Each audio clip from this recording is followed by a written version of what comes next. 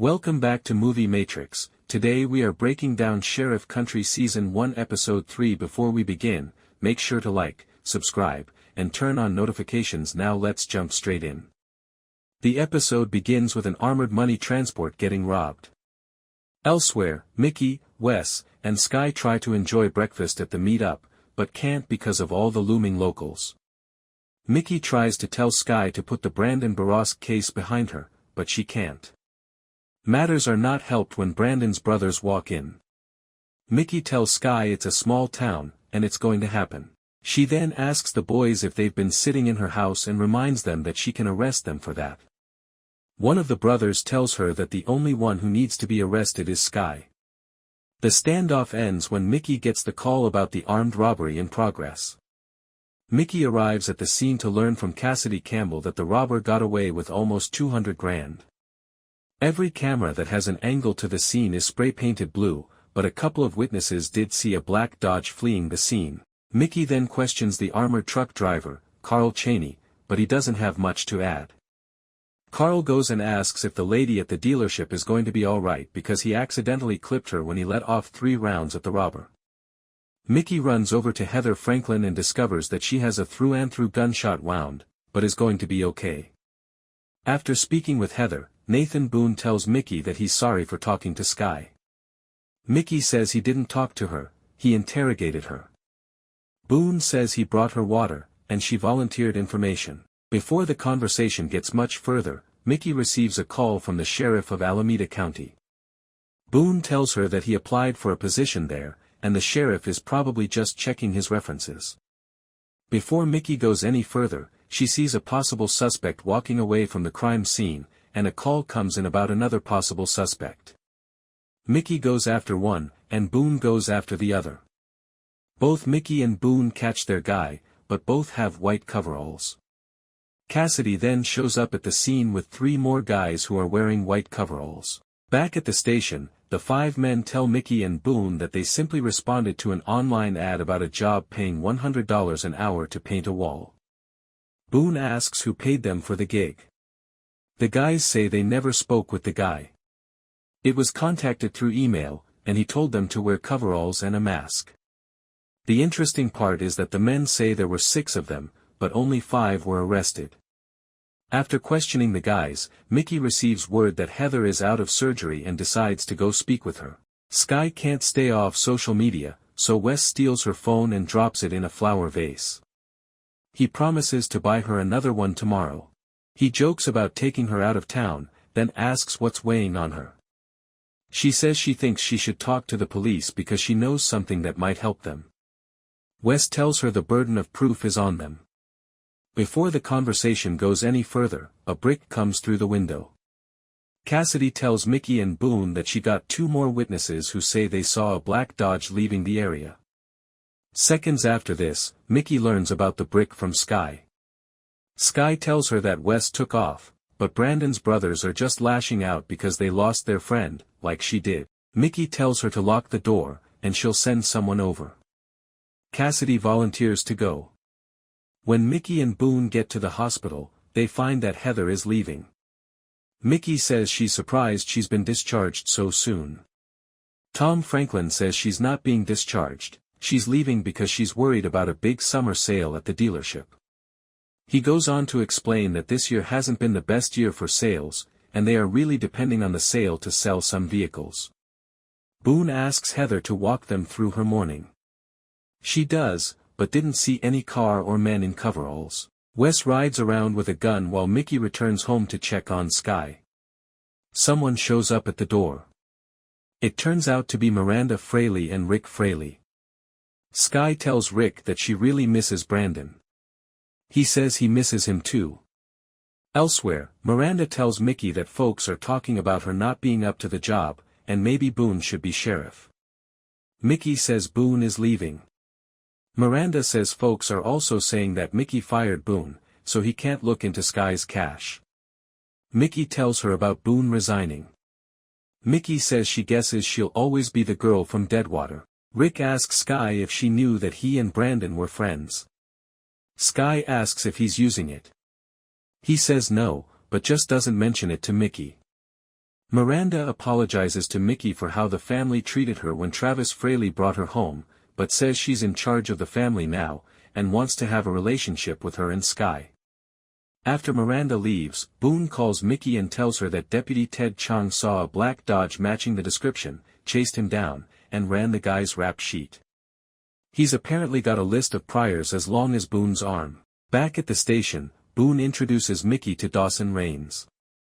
Mickey asks what he's doing in Edgewater. Boone says maybe robbing an armored truck. Mickey tries to question Dawson, but he immediately asks for a lawyer. When she gets up to leave, he asks where she's going. She tells him that he asked for a lawyer.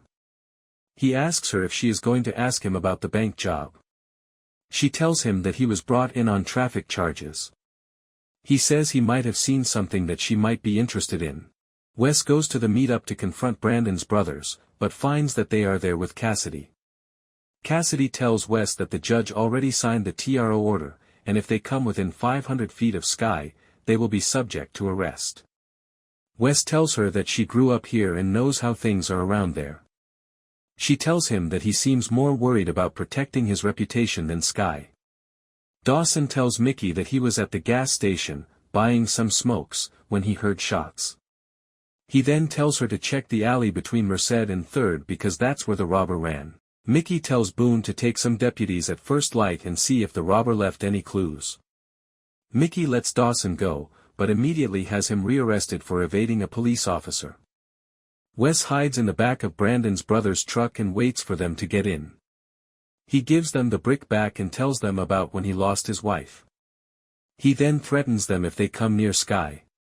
Boone tells Mickey that he and the deputies combed the alley and didn't find anything, but he did talk to Carmine, who said there was a silver Toyota in the alley blocking his truck, so he had it towed.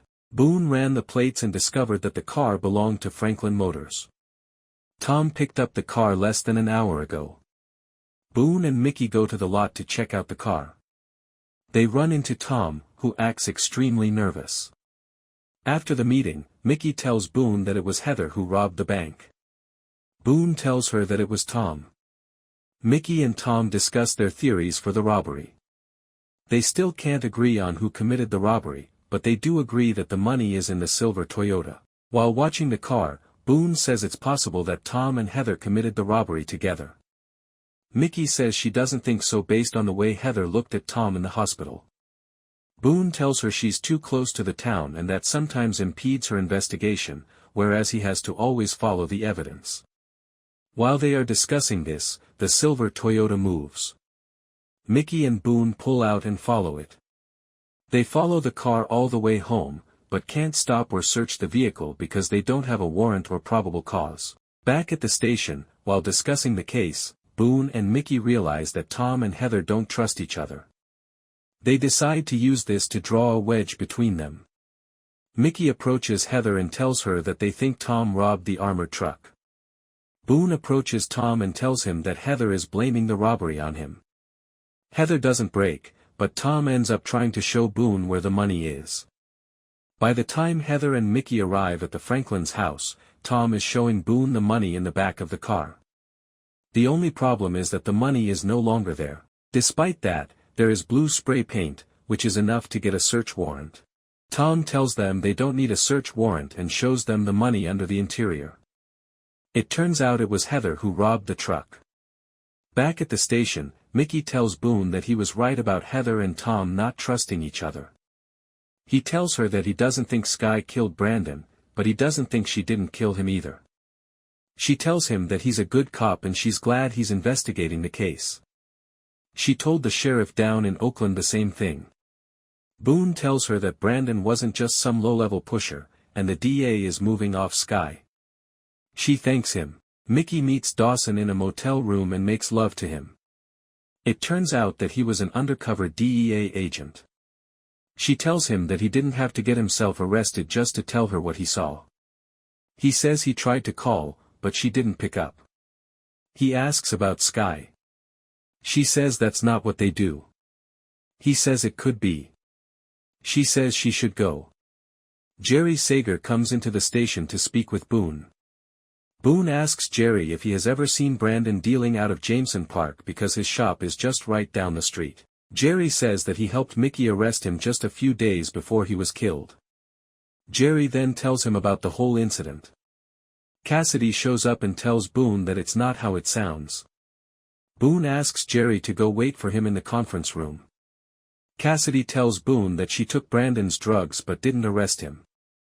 Boone asks how she knows this. Cassidy says she was at Travis's, and she saw her with Brandon in her truck. Boone calls the DA. Sky asks Mickey if it would help the police if they had the missing knife. Mickey says yeah. Sky tells her that she bought the knife for Brandon as a gift. Mickey asks if she knows what the name of it was. Sky says no, but she thinks she has the receipt. Seconds later, Boone shows up at the door with a search warrant. That's where the episode ends. If you enjoyed this recap, don't forget to like, subscribe, and turn on notifications for more detailed breakdowns from Movie Matrix. See you in the next one.